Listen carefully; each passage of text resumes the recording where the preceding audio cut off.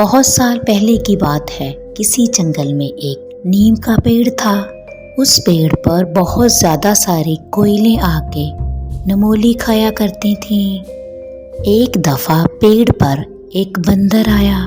بندر نے دیکھا کہ کوئلیں بڑے مزے سے نمولی کھا رہی ہیں، اور یہ دیکھتے ہی بندر نے دل ہی دل میں کہا، یہ کوئلیں کتنے مزے سے نمولیاں کھا رہی ہیں۔ مجھے تو لگتا ہے یہ پھل بہت میٹھے اور مزیدار ہیں۔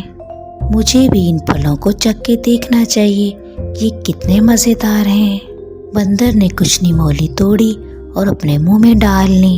نمولی کا کڑوا پن بندر سے سہا نہیں جاتا، اور وہ جلدی سے اپنے منہ میں سے نمولی نکال کر نیچے پھینک دیتا ہے۔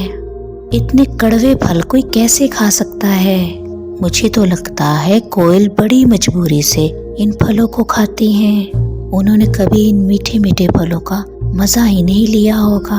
اتنی بیوقوف ہیں یہ کوئلیں، کڑوا پھل کھائے رکھتی ہیں۔ لگتا ہے میں ہی سمجھدار ہوں اس جنگل میں۔ اس سمجھداری کی وجہ سے میرا یہ فرض بنتا ہے کہ میں یہ کڑوے پھل کسی کو نہ کھانے دوں۔ اور یہ بات سوچ کر بندر نے اسی پیڑ کو اپنا گھر بنا لیا اور وہیں رہنے لگ گیا۔ تھوڑی دیر بعد کوئلوں کا ایک جھنڈ اس درخت پر آن پہنچا۔ بندر نے انہیں روکتے ہوئے کہا، ارے میں تم لوگوں کا ہی انتظار کر رہا تھا۔ تم سب اس پیڑ کے کڑوے پھل کیسے کھا لیتے ہو؟ اور تمہیں پتہ ہے ندی کے پار والے پیڑوں پہ ابھی تازہ تازہ امرود لگے ہیں اور بہت مزیدار اور میٹھے ہیں۔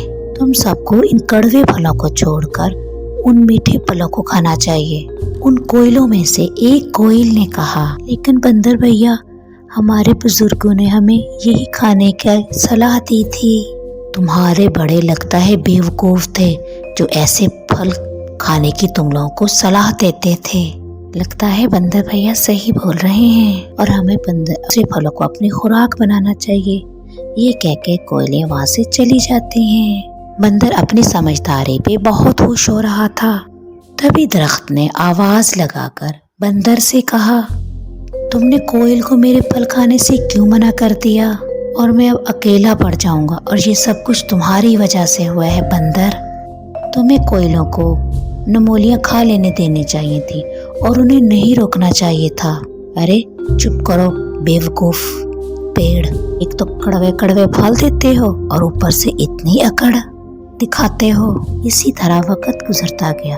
اب کوئی بھی پرندہ نیم کے پیڑ پہ نہیں آتا تھا، اور ایسے ہی کچھ دنوں تک چلتا رہا، اور کچھ ہی دنوں میں جنگل کے پیڑوں پر پھل لگنا بند ہو گئے۔ اور بندر اس بات سے بہت پریشان ہونے لگا کہ یہ سب کچھ کیا ہو رہا ہے؟ ارے اوپر والے، یہ سب کچھ کیا ہو رہا ہے؟ پورے جنگل میں گھوم کے آ گیا ہوں اور کسی درخت پہ کوئی پھل نہیں لگا، یہ کیا ہو رہا ہے؟ تبھی نیم کا پیڑ بولتا ہے، ہاں یہ سب بارش نہ ہونے کی وجہ سے ہو رہا ہے۔ لگتا ہے اس بار بادل ہم سے ناراض ہیں، اسی لیے بارش نہیں ہو رہی۔ ہاں پہلی بار تم نے کوئی عقل کی بات کی ہے پیڑ۔ اور بندر سب سے درخت کے اوپر والے حصے میں جا کے بیٹھ گیا اور بادلوں کو زور زور سے آوازیں لگانے لگا، او بادل کہاں چھپے ہو؟ اس دفعہ بارش برسانے کا کوئی ارادہ نہیں ہے تمہارا؟ جلدی آؤ میرے نزدیک، میں تم سے کوئی بات کرنا چاہتا ہوں، اور وہ بھی بہت ضروری۔ بادل بندر کی آواز سن کر اس کے پاس آ جاتا ہے۔ بندر بھائی، میں تو پانی سے لبالب بھرا ہوا ہوں، بس ایک بار جنگل کے مور کا ناچ دیکھنا چاہتا ہوں۔ ہر بار جنگل کے مور مجھے ناچ کے دکھاتے ہیں اور میں اس سے خوش ہو کر اس کا مطلب تمہیں ناچ نہیں دکھائیں گے تو تم بارش نہیں برساؤ گے؟ نہیں، بالکل بھی نہیں۔ جب تک میں ان کا ناچ نہیں دیکھوں گا میں بارش نہیں برس کر دیا۔ اب یہ جنگل کے موروں کو کیا ہو گیا؟ انہوں نے اپنا ناچ کیوں بند کر دیا؟ لگتا ہے مجھے انہیں جا کے سمجھانا پڑے گا۔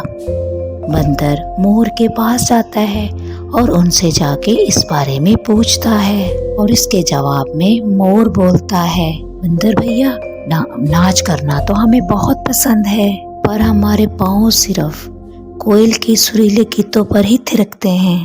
कई दिनों से कोयलों के झुंड ने गाना गाना बंद कर दिया है।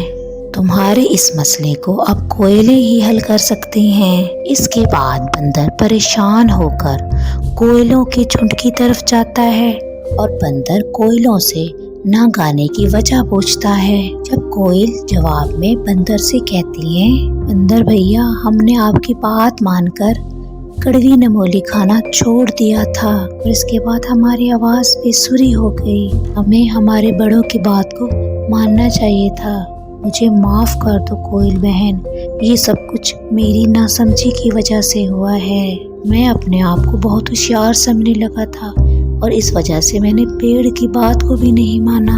अब हमें जाके पेड़ से माफी मांगनी चाहिए, वरना आहिस्ता आहिस्ता सारा जंगल खत्म हो जाएगा। फिर सब इकट्ठे होके पेड़ के पास और उससे माफी मांगने लग जाते हैं। इसके बाद कुछ ही दिनों में जंगल में बारिश होना शुरू हो जाती है और सब कुछ पहले की तरह ठीक हो जाता है। बेवकूफ